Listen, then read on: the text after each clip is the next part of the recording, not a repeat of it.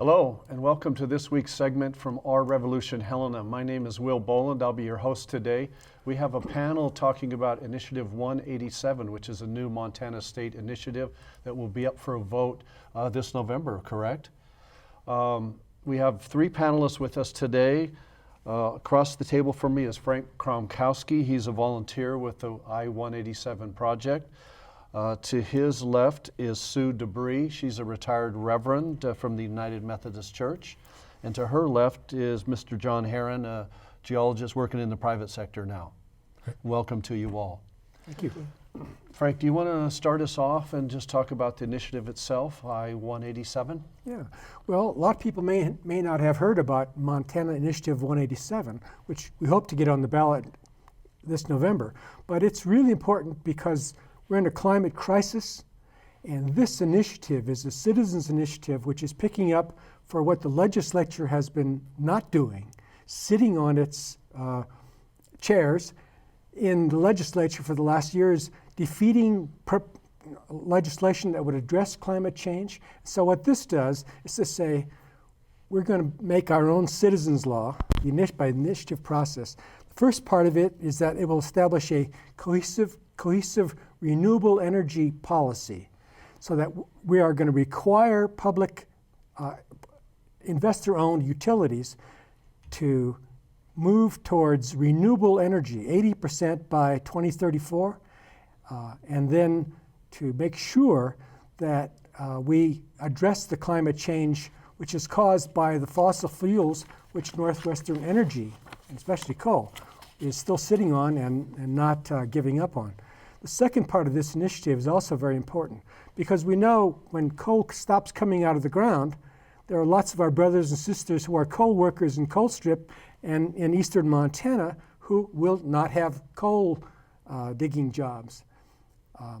And there are also railroad workers who will no longer be moving that coal all the way. So what we do is to say we are going to help those brothers and sisters of ours in Colstrip and elsewhere by having some of the money that is generated by this initiative, by a minor tax on renewable energies, nothing compared to what we now pay, and then to help retrain our friends and neighbors in Colstrip.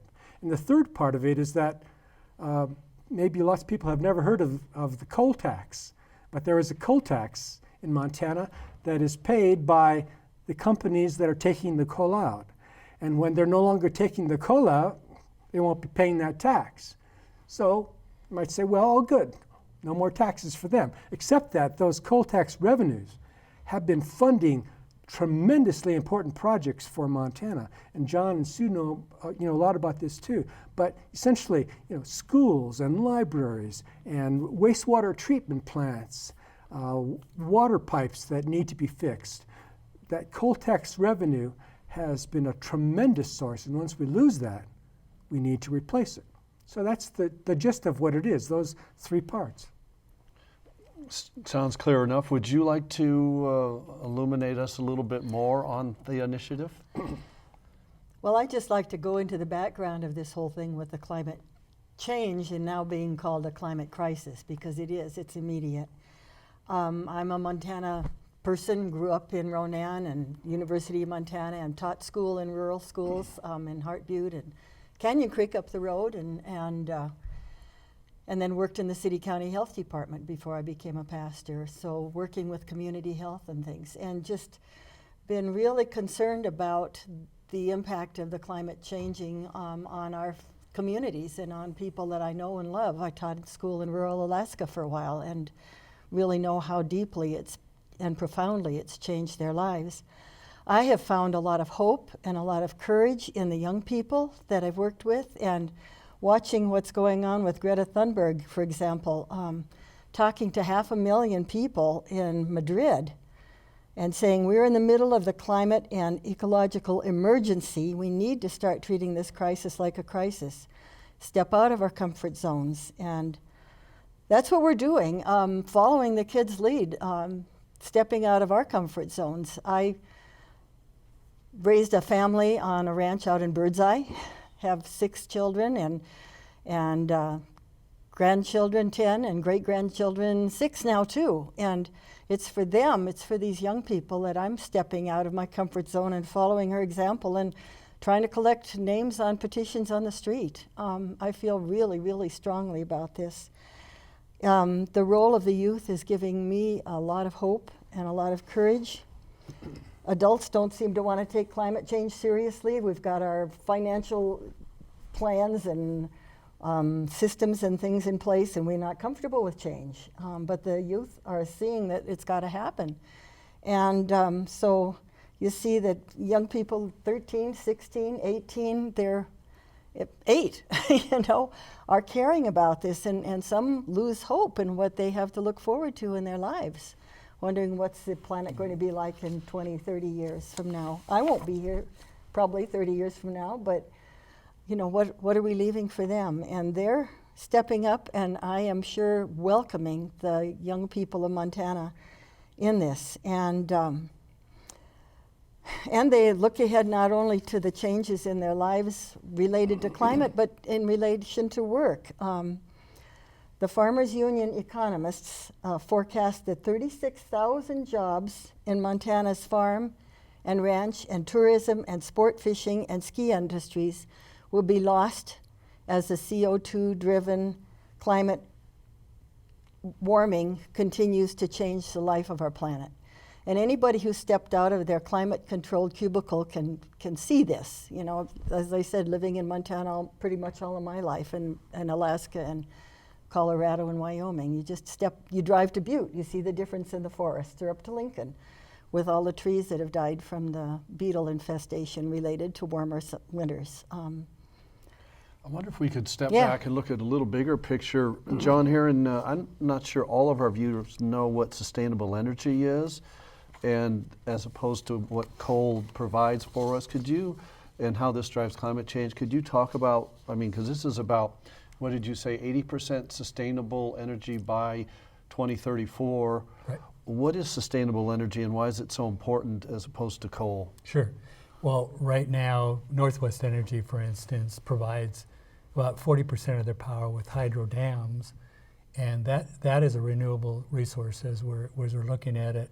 And then also they've added to their grid about another 15%. So right now we're at about 55% of our power that we get is renewable resources, and the two other major sources of the 15%, of course, is wind power and solar power. And so we have right now a huge industry that's being created, especially in eastern Montana, with 4 major wind power plants that are going in. There's smaller solar facilities. In fact, I actually sold some land here locally to a solar collector company out of California that built one out here on Birdseye Road in Helena Valley.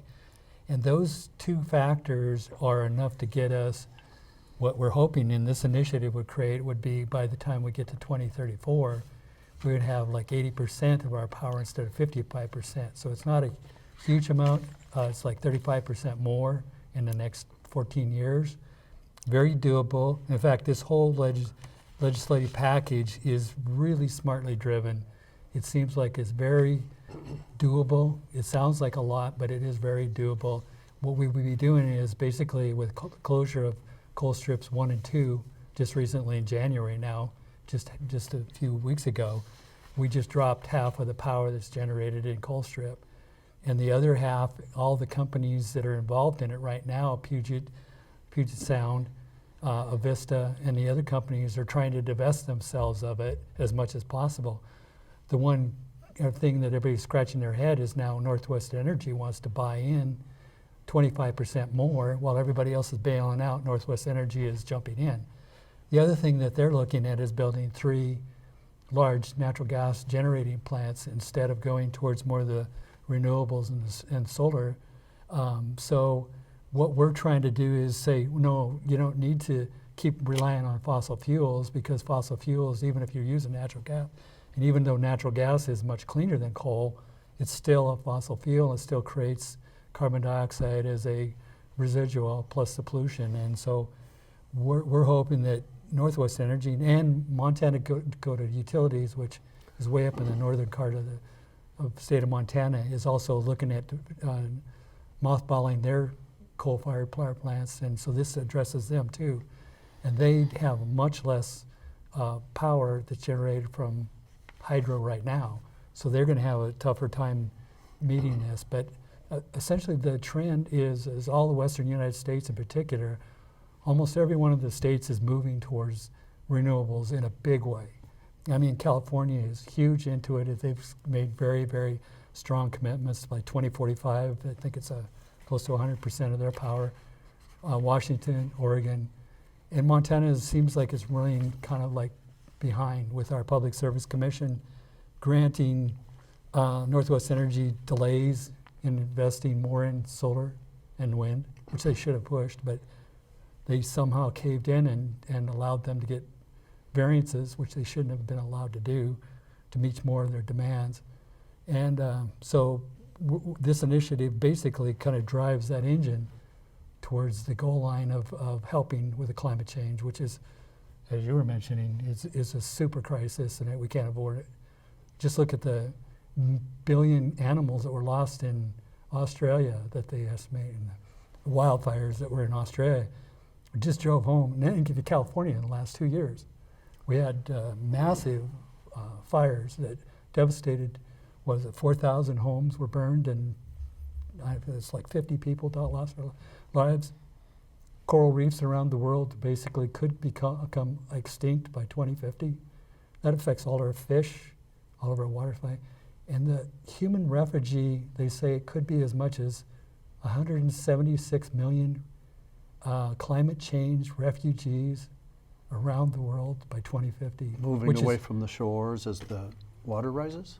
Well, yeah, and just drought.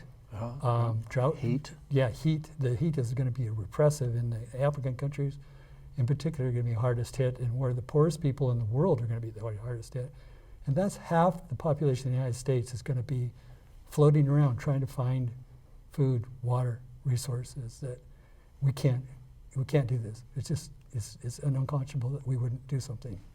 So you're suggested that the political class in Montana, which is a moneyed class, probably also has resisted what seems to you to be obvious necessary change. Right.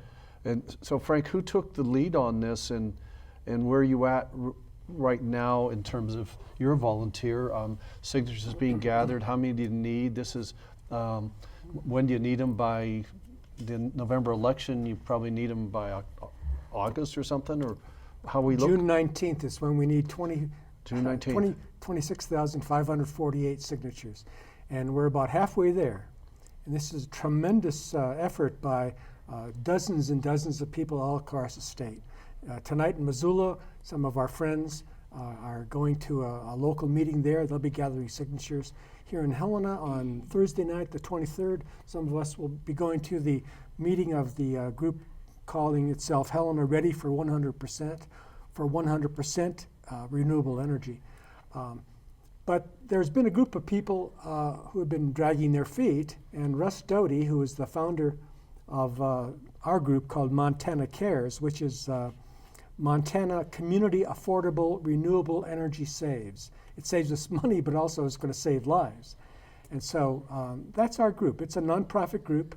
It has people of all ages and some really famous people like Steve Running, who's one of the scientists who just retired from the University of Montana, but he was part of the international panel of climate scientists who won the Nobel Prize for calling attention to the climate crisis and of backing it up with data. Now, we may have people who are in very high places in the United States who think that climate change is a hoax.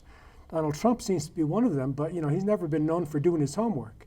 And so Russ has done his homework, and so has John, Sue, and I.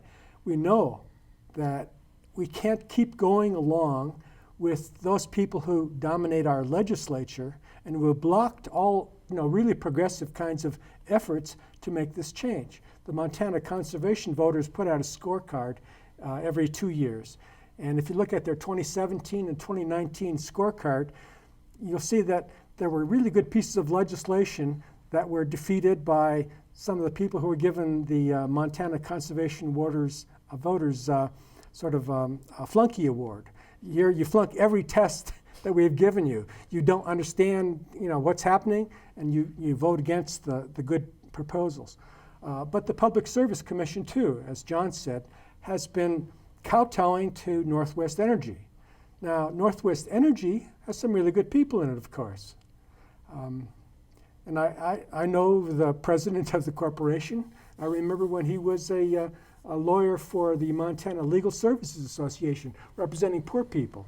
But the company now doesn't seem to represent poor people. It seems to represent investors who are interested in making more and more money. But there are some people, the biggest investor on earth, a group called BlackRock, has just announced today that they are no longer putting up with Northwestern sitting around and avoiding taking action. So they've said, we're going to watch you very carefully, and if you do not start moving towards compliance with the goals of the Paris Climate Accords of a couple of years ago, we're going to be pulling money out of you. You're no longer going to have us backing you. So that some people with money are starting to give the message to other people who are making money to saying, you're not going to get our money anymore. It's the language they understand. They understand that. And the people of Montana understand all these different languages. They know that our legislature has been sitting on its hands when good proposals have been put forth. The governor has vetoed some of the worst things that have come out of that legislature concerning climate change, but we can't depend on them anymore. We can't depend on the Public Service Commission until we replace the Public Service Commission with more responsible members. We can't necessarily wait till the next legislature comes along and maybe does the same kind of thing, sits on its hands, said, this isn't really that bad. So we citizens have said, we're taking our initiative through the citizens initiative process, which not every state has, but we in Montana are really proud that we have it, because we've passed a lot of good legislation over the years. But there are lots of good signs for hope, and just being part of this process and of seeing that this Saturday at the march here in Helena, the January 18th Women's March, we got the 300 signatures from people all across the state. Everybody was, knocking on our door and on our tables to say, can I sign that petition? Can I carry it? And so there's lots of good reasons for hope, and Initiative 187 is one of those. Well, in the short 2 minutes we have left, Sue Debris, have you been collecting signatures? Yes, I have. I set myself a goal of about 200, maybe getting close to that, so I might just have to stretch it out another 200 or more. I'd be interested how you find, Frank talked a lot about the political classes and corporate power. How do you find people in the streets? Are they receptive? Probably about 50% of the people are interested in it and want to sign it, and other people just say they need more time to look it over, and so I give them an informational sheet, and some people don't want to be bothered, and that's fine too. You just have to respect their space. I'm excited that the initiative builds on the legislation that we already have in place. It lifts some of the caps that have been put on people independently producing solar and things like that. It really moves us in a lot of solid ways towards a new future. So I just try to really help people understand that. If I was standing in front of you with a pen and you have a table and I'm busy like we all are, what would be the one thing you would say to me as I pass by to get me to sign that petition? Are you a registered Montana voter? And then after that. And then are you interested in developing more renewable energy for Montana? Moving us towards renewable energy. Marvelous. And you, a final thought in our last minute? What would you, are you collecting signatures? Yes. And how would you make it critical to people to sign if somebody is not understanding what you're doing? Well, explain that you can only have to step out the door to see what's happening, and that if you want to make a difference for not only you but your children's children, that we need to move forward to help us deal with the climate crisis, and it is a crisis. And this is a very, very solid, well-written, well thought out citizens initiative to push our government towards responsible future. There you have it. Well, Frank Pamkowski, Sue DeBree, John Herron, thank you very much for coming in and sharing your thoughts and your activism on Initiative 187, which is in the streets now. Find a table, sign the petition, and do the right thing. Thank you for our revolution, Helena.